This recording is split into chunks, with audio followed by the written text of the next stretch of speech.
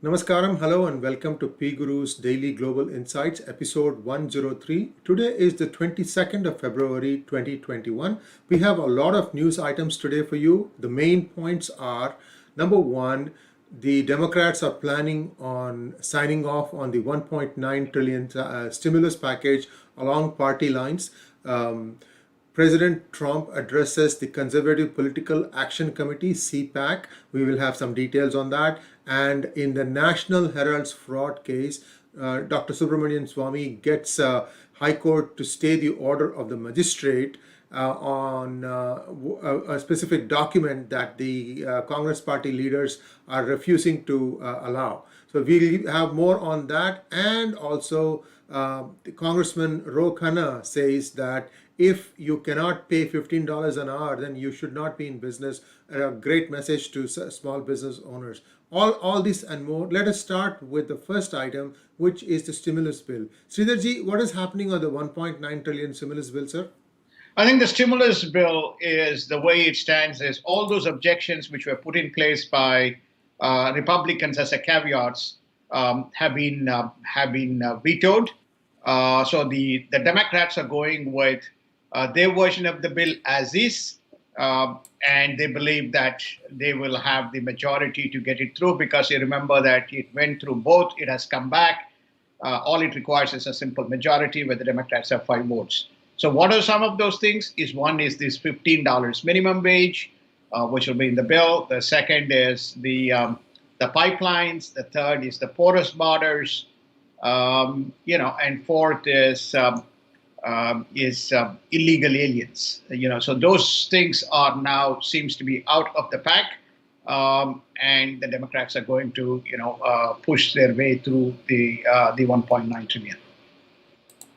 So, in his first public conference after the elections, President Trump addressed the CPAC. What were his thoughts there? Is he preparing for another run in 2024, or he has not tipped his hand? But is he encouraging the congressmen and senators to get back both the House and Senate in 2022? What are the main points of his speech, sir? This event is going to be held in Orlando from February 25th to 28th. It is the largest conservative PAC. They are assembling in Orlando, and President Trump will be speaking on the last day, which is February 28th. The key themes that he's going to focus on is the imminent threat of China. So the China issue is going to be front and center. The second, he is going to talk about the manufacturing jobs that he has been progressively bringing. This is through tariffs. The third he's going to talk about is the threat of the Chinese around the world. He's going to speak about that. And fourth is some of the lopsided programs that is getting into the small business. Now, you alluded to one, which is Ro Khanna's. This if you cannot afford to pay $15. Such small businesses are undesirable. What happens to McDonald's? What happens to Walmart? What happens to the In-N-Out Burger, which is not too far from where you are? So what's going to happen to all those? According to Ro Khanna, they are undesirable. In his kind of interview with CNN, this came out, whether he was smoking something when he gave this interview, because that's the constituency of everybody. Then the other thing that is also coming out is the whole issue around illegal immigration and the open and porous borders, which is causing progressive changes that the Democrats are announcing is causing problems, especially in the southern states. So I think he's going to address on all these issues. In effect, this is going to be the election plank to win back the House and the Senate as a first priority in 2022. Thank you for that update, sir. Meanwhile, in news in India, Dr. Subramanian Swamy, who is the main petitioner in the National Herald's fraud case, had to move the Delhi High Court to stay the order of the magistrate, preventing the Gandhi family from submitting data regarding their 404 crores income tax ruling. To know more about all this, I have just published a book. It's called National Herald Frauds. I hope you can see it.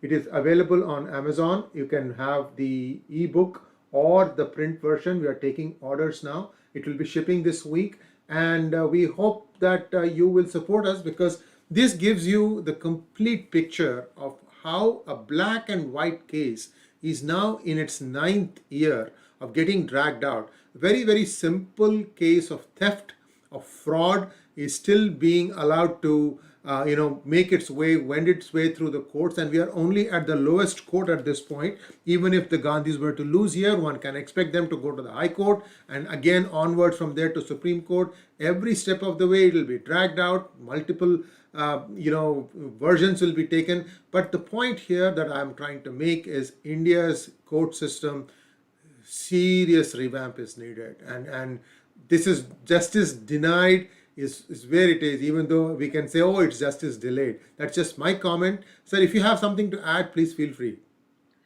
No, I think that you have summarized it quite well. And I think I made my point. I do not understand the way the court systems work in India. It seems to be layers of contradiction between, one tier court to the other tier court.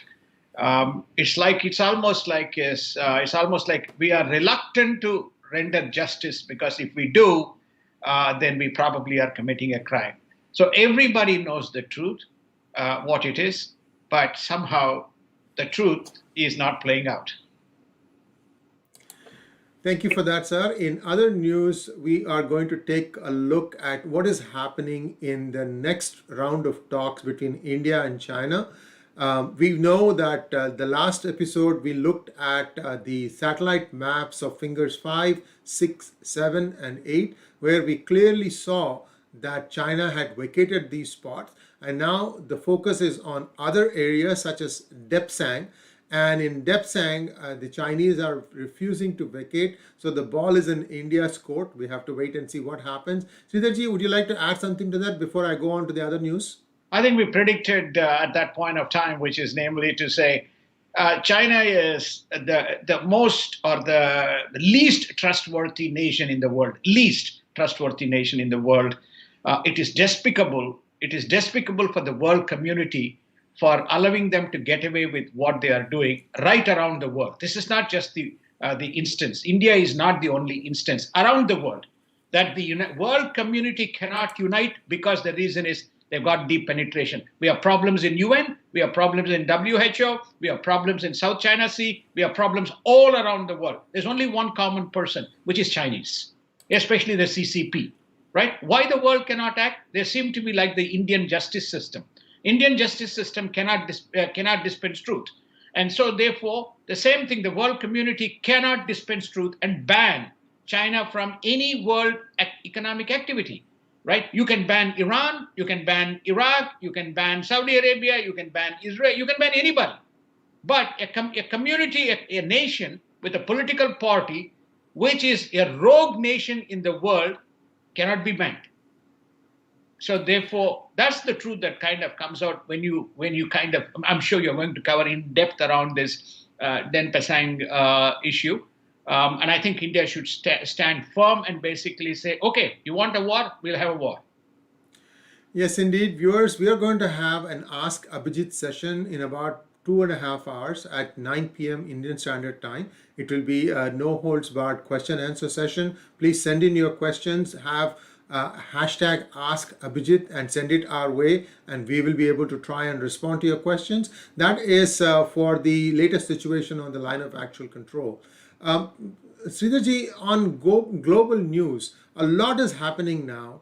Boris Johnson is beginning to tell the British people the folly, or perhaps the downside of Brexit, and a few other things that are happening. Why don't you kind of round it up for us on what is happening in Europe about this Brexit and the COVID fallout? Well, I think I think the mostly I will touch on the geopolitics of Boris Johnson, because he hosted the G7 meet. Then I will address your question around the Brexit as well as the Europe.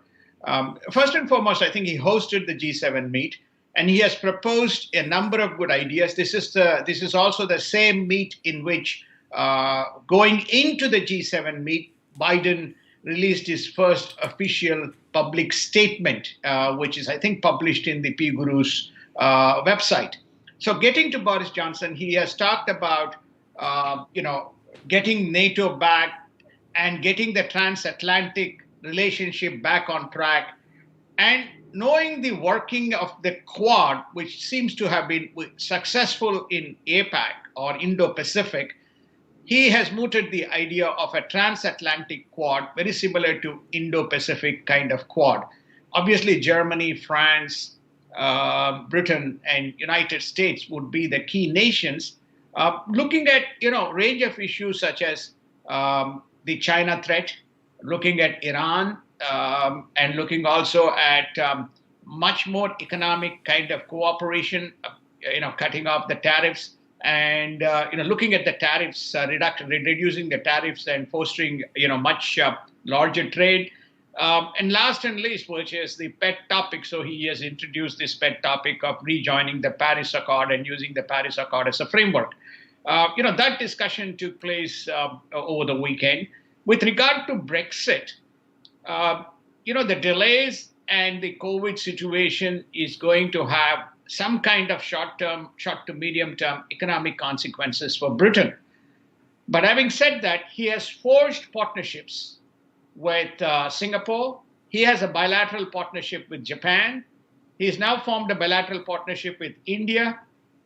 He is standing number one in the queue for the Trans-Pacific partnership, Comprehensive Trans-Pacific TPP partnership. So therefore, he is saying that there may be short term, but in the longer term, he is the British going back to its roots in establishing the broader kind of the alliance. When you look at the IMF data, UK is not doing that bad. The IMF forecast relative to post-Brexit scenario and relative to other economies, they seem to be. We'll cover this in a bit in the end, but they have contracted close to 10%, but their growth is forecast to be in the 4 to 5% in the next 2 years. So bringing them back into some level of economic parity. Couple of quick things on Texas. The power grid is up and running. Biden is expected to travel to Texas to visit them at the end of this week. And more importantly now, looks like water is still not completely available, but it is being made available. Hopefully the worst of the storm is over and we can move on to other things. Sir, in the meantime, as the election drama was playing out, looks like there were some back channel talks between the Democrats and the Iranian ambassador in Washington, D.C. What can you tell us about it, sir? I think there is a press note that is making rounds. It's not yet received much more closer scrutiny, which whether it will ever receive closer scrutiny remains a question mark. Very similar to North Korea, when President Trump team was engaged in what you call carrot and stick approach with the Iranians, there seems to have been at least a couple of advisors, former advisors of Obama, and who seem to have engaged Mr. Jafari, who is a who is a U.S. ambassador as well as who represents UN, and probably a few other people. And there's questions being raised whether really it compromised the ability of the Trump administration. This is going back to 2019. Whether it really compromised the ability of the Trump administration to bring Iran to the table and make them be accountable, because they were very vulnerable and they probably would have been, but that seems to have been sabotaged. This is the press report, and we can potentially share it on PGurus website at some stage. Thank you, sir. And it looks like also Iran is not allowing the Global Nuclear Inspection Agency to perform any kind of testing on their nuclear program. So that is also now beginning to bubble its way up. Yes, I think this is the United Nations inspectors. You have IAEA, which conducted, and they made their case very clear that Iran is days, if not months, away from a nuclear weapon. They have already kind of produced the metal.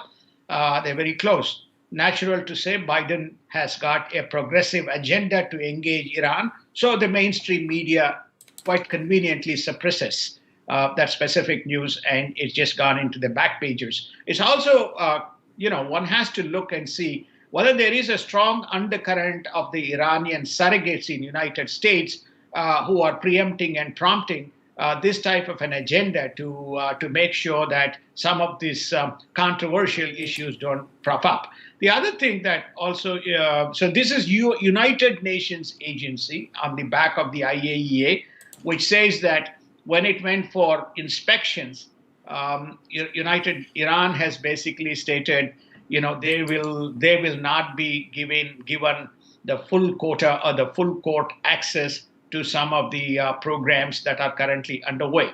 So when you look at IAEA, when you look at the United Nations, when you look at the satellite programs, when you look at the Israel intelligence, Iran seems to be on its own track. They're also backed by China and Turkey.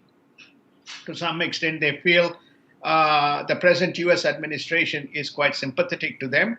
That also saw when Biden approached whether we should be going back to a negotiating table with Iran, he got cold shoulders from the EU or the Europeans. And the China's Coast Guard has entered the waters of Japan near the Senkaku Islands, and the United States has also said that it is going to start getting involved. So now we are seeing that China is opening its theater of operations in South China Sea, in East China Sea, and in Japan Sea. So perhaps there is a realignment of its objectives, which suggests that it is now withdrawing from the Indian border and now looking at trying to do something on the other side. What are your thoughts, sir? I don't think I would. I would say that it's like reprioritization is not a withdrawal. It is basically a temporary regrouping. It simply implies that they are bringing in the resources. They will pretend that they are being a withdrawal, so they can get a narrow gap of window to distract the opposition. I think India has read China exceptionally well, at least under Modi administration, contrary to many people's views. India has built infrastructure, India has built reinforcement, India has built footprint. I've even seen this special Eskimo type tents, which has got a pretty 15 degrees centigrade temperature inside, when the temperature outside is minus 15 or minus 16 degrees centigrade. So they're making sure that the soldiers and the front command posts are well organized and well orchestrated in terms of staying their position and not losing guard. So I don't expect China to China does not withdraw. It is not in its dictionary.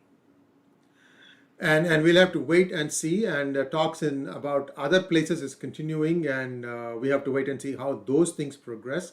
And let's move on to markets and economy as we come to the end of this program. The first thing I want to bring out, sir, is a chart that shows the latest World Economic Outlook growth projections. And this is about the estimate of what happened in 2020 and then 2021 and 2022, where this organization has put up all the expected growth in GDP. For example, it has two big categories, advanced economies and developing economies.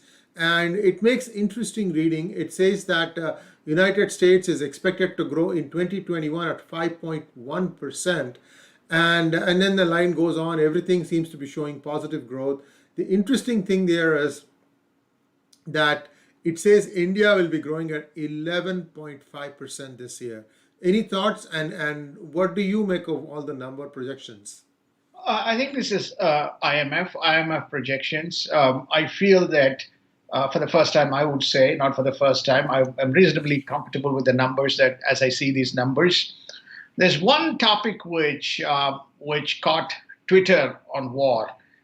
This is by the Economic Intelligence Unit, Simon Costa, and maybe the last name I retweeted, which is to say, and the controversial nature of this is UK will grow relatively higher in terms of the value because discounting the Indian rupee, and so India will be lagging behind UK in the next 2 years as you normalize growth to the currency. This is the tweet. There was no data to back up this. So I basically, took him on and said, if you want, please come down and we'll have a chat with Mohan and in the PGurus fireside chat, right? You are contracting more, you are growing less. Okay, what should be the dollar to rupee kind of discounting for you to make an assumption that India will be less? This was my kind of rebuttal using this specific chart. There has not been any response from the EIU. Now, my point is this: left liberal economists, and you see a lot of these posts in the EIU and Economist, and including Nikkei. They make what you call as the liberal theory assumptions. Okay, we expect this, so therefore we conclude this. So therefore, and that forms the headline, right? But there's no basis for the kind of the data that you see. So in India, India will do well. 11.5 is conservative. I believe it will be somewhere between 12 to 13%, based on the rate of flow of investments, plus as well as some of the uptick in the manufacturing that one is saying, and also based on the production, the agricultural growth that is expected to be much higher than the last year. And there is also a latent demand that is coming from the Southeast Asian nations, which are impacted by COVID situation, as for example, the auto industry. There's exports going on behalf from the Korean side. Korean manufacturers are exporting to the adjacent West Asian nations and Southeast Asia, using the capacity from the Indian operations. So I expect it to be higher. As far as the United States, when you look at it, the Goldman Sachs and JP Morgan is predicting the numbers to be somewhere between 6 and 8% relative to the 5.1%, the number that you have seen. The Central Budget Office has also projected the economic growth to be 5%. So when you look at the IMF numbers, it is. But the JP Morgan and Goldman is forecasting a higher kind of a growth. Especially for United States, before it tapers off to its 2.5 or 2.8% growth. That's my observation based on these numbers, sir. And lastly, Janet Yellen says to expect more stimulus packages, and the 1.9 trillion, it's going to take at least 2 quarters to have its effect felt. What kind of timeline do you think Janet Yellen has to unroll one more stimulus package? And in your opinion, is that needed at this point, or should we wait and see how the various packages that have been rolled out in the last 12 to 18 months have their effect on the economy? Just to give $3.2 trillion went in, of which $900 billion went in December, January, right? By the time that program. This 1.9 trillion plus add maybe another 100 billion through earmarks. Remember, we talked about the earmarks? Yes. So when you add the earmarks, so you're talking about close to $5 trillion of liquidity in the U.S. ecosystem. Forgetting there is $120 billion of monthly buying program of the Fed to feed the corporate sector. So we are slush with cash.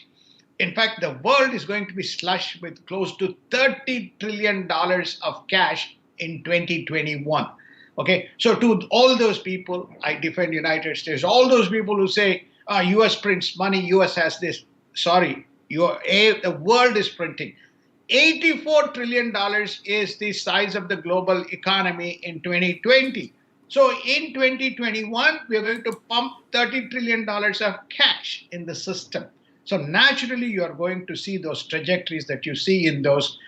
I'm not suggesting they're not needed, but I'm suggesting that there's plenty of cash. To respond to your specific question around Janet Yellen, Janet is saying that there is an imminent need for another larger stimulus to address infrastructure, to put money into education, and to also give money to the much poorer community who are not getting enough food on the plate. So therefore, we need more money. When do I see it coming? I think I can see this coming in, if not in Q2, but very soon, somewhere between Q3 and Q4, you will see this bill being enacted. So I think the Democrats, with a socialist kind of a treasury secretary getting actively engaged into, you would have seen Steve Mnuchin never touched on any of these kind of topics. It let the political process run, and his objective was to run the balance sheet in terms of managing the programs.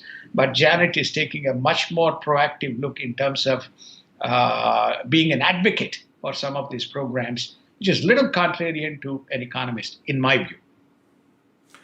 Thank you for that, sir. And we will be back again tomorrow, same time, same place. And we look forward to seeing you all at 9 p.m. IST on Ask Abhijit. Thank you very much and namaskar.